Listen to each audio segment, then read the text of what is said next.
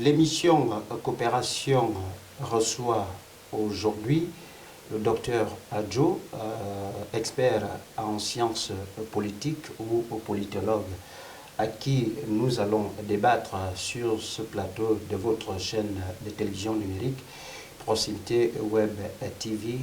Le thème porte sur cette émission, je rappelle, sur des relations entre l'Angola, un pays lusophone, et le Gabon, pays francophone, tous deux d'Afrique centrale ou de la sous-région de l'Afrique centrale. Vous vous souvenez que le dernier chef d'État a foulé le sol en terre gabonaise et en décembre 2022 était le chef de l'État angolais.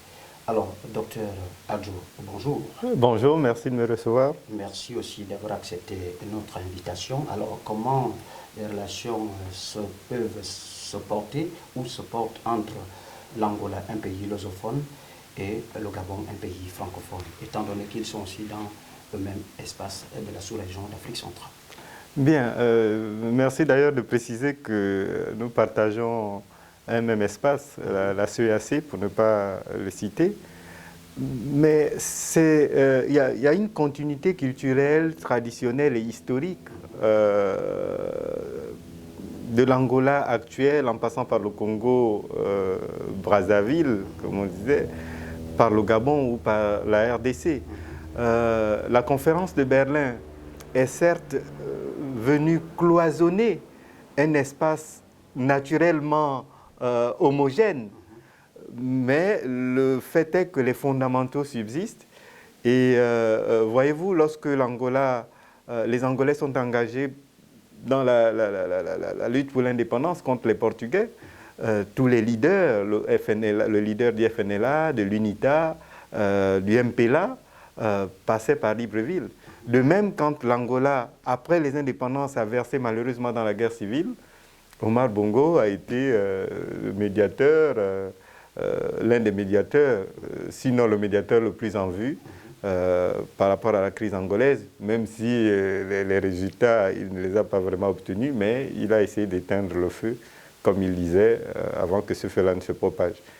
Et aujourd'hui, elles sont plus politiques et diplomatiques. Les relations commerciales, économiques ne sont pas particulièrement dynamiques. Aujourd'hui, le fait d'être dans le grand ensemble CEAC et d'avoir des représentations, puisque l'Angola a l'ambassade ici, le Gabon a l'ambassade là-bas. Donc les relations sont plus diplomatiques. Je pense que c'est plutôt en termes de perspective que les choses doivent se passer, parce qu'il y a le domaine des hydrocarbures et il me semble que... Effectivement, docteur, nous y sommes, puisque nous touchons déjà les différents secteurs auxquels on peut parler du partenariat gabonais-angolais.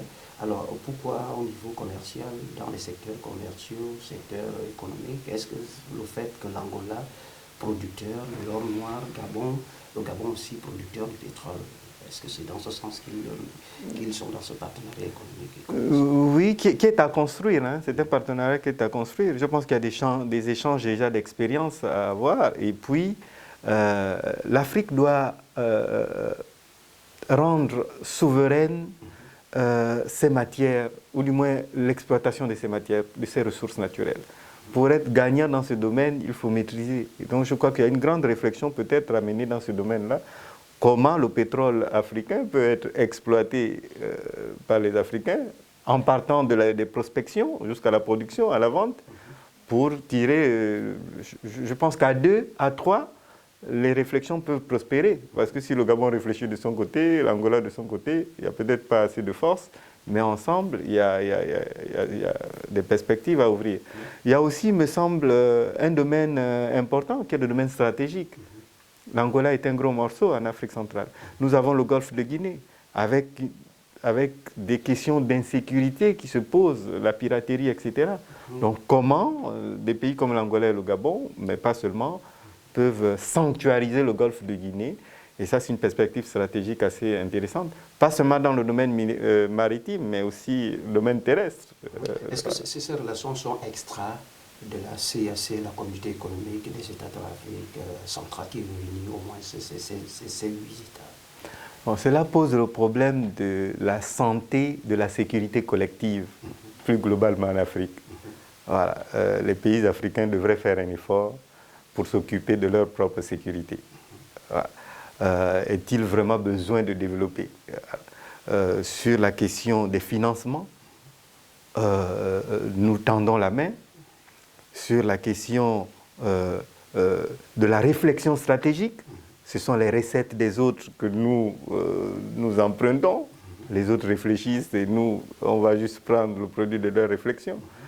Sur la question de l'armement, etc. Que nous sommes toujours les éternels consommateurs. Oh, voilà, donc c'est vraiment, ça pose la question de la santé de la sécurité collective. Comment les États africains, notamment dans la perspective de l'intégration, peuvent eux-mêmes, petit à petit, récupérer ce qui devrait être un monopole, la sécurité de la sous-région.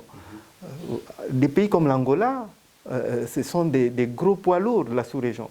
Et en 2013, j'ai d'ailleurs écrit un ouvrage où ce ne sont que des propositions, où je demandais vraiment des partenariats stratégiques avec un certain nombre de pays, le Tchad, le Cameroun, l'Angola, pour ne pas les citer. Alors, docteur, nous sommes là, le dernier chef d'État, lusophone, a foulé ses pieds aux frontières gabonaises au mois de décembre 2022, le chef d'État angolais. Donc, ils ont signé des accords de renforcement de ces coopérations. Docteur, en tant que spécialiste, quel peut être le renforcement, le mot entre guillemets, le renforcement de ces accords économiques? Bien, nous avons parlé du domaine des hydrocarbures, ce n'est pas rien. Il faut voir, mais je crois que les relations bilatérales prospèrent à partir du moment où les échanges sont réguliers. Si cette rencontre est suivie très rapidement d'autres rencontres au plus haut niveau, je pense que c'est en communiquant qu'on trouve les idées. Voilà. Je pense que là, il y a eu une mesure un peu spectaculaire. Les Gabonais détenteurs de passeports de service, je pense aux fonctionnaires et tous ceux qui sont nommés, sont dispensés de visa. C'est déjà un signe de confiance majeure.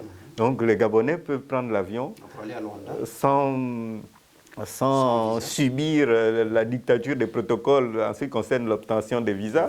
Il faut courir à gauche, prendre tel ou tel papier pour obtenir. Là, vous allez à l'aéroport, muni, j'espère, de votre carte de vaccination, et puis vous allez à Luanda. C'est déjà, à mon avis, un grand signe de confiance qui peut ouvrir d'autres possibilités de coopération qui sont grandes. Parce que je vous rappelle que ce sont les peuples d'un même espace, c'est le monde bantou.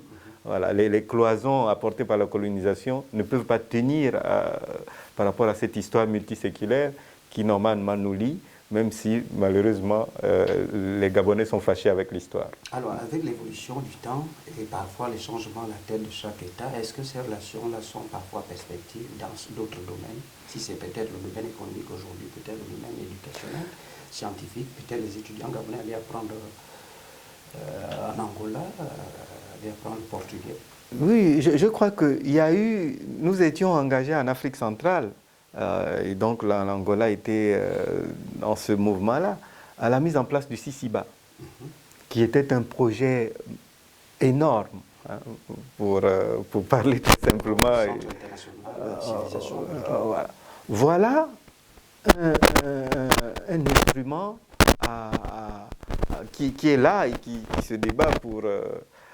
mais voilà un instrument sur lequel, un instrument de plus dans le domaine de l'éducation et de la culture, et donc de l'histoire, que les deux pays peuvent, et à charge aux conseillers de souffler ça aux deux présidents respectifs en disant, il y a un domaine là en souffrance, faisons renaître. Avec l'Angola, voilà un partenaire sûr pour faire renaître cet idéal-là, pour qu'enfin s'asseye une forme de conscience historique dans la tête des Africains de l'Afrique centrale, pour parler comme ça. Il y en a d'autres possibilités, comme je disais, de coopération économique, c'est sûr, parce que c'est avec l'économie qu'on lutte contre la pauvreté. Il y a des domaines plus symboliques, mais il y a des domaines réels où il faut avancer. Nous avons tout un domaine maritime à gérer ensemble. Il y a des ressources à l'intérieur, au-delà du pétrole. Comment les Africains, Gabonais, Angolais pourraient bénéficier des ressources de leur domaine maritime? Voilà des questions toutes banales. Des relations de coopération entre l'Angola et le Gabon plus dynamiques, tel est le thème que nous venons de débattre sur ce plateau de votre chaîne de proximité, Proximité Web TV, avec notre invité, le docteur Adjo, expert en politique ou en sciences politiques ou politologue, c'est selon. Merci, docteur, d'avoir accepté notre invitation. Merci à vous toutes et à vous tous qui venez de nous suivre tout au long de cette émission de coopération. Merci à un autre numéro de coopération.